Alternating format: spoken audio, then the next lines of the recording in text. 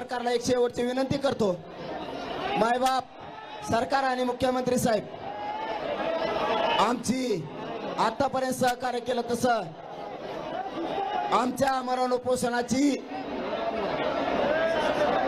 बेमुदत कायमस्वरूपी आम्हाला करून द्या.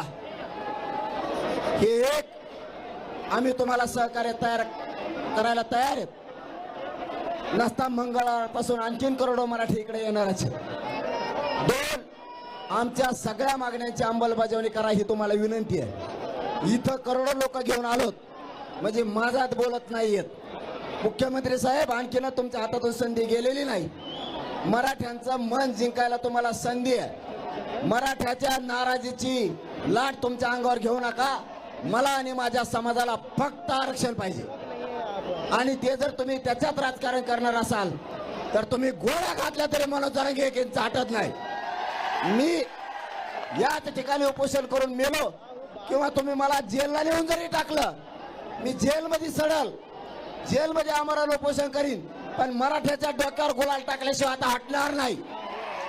म्हणून सगळ्या मागण्याची अंमलबजावणी करावी. तुम्हाला आणखी नाही, विनंतीपूर्वक आमचं आग्रहाचं सांगणं, याच्यापेक्षा काही सांगू शकत नाहीत.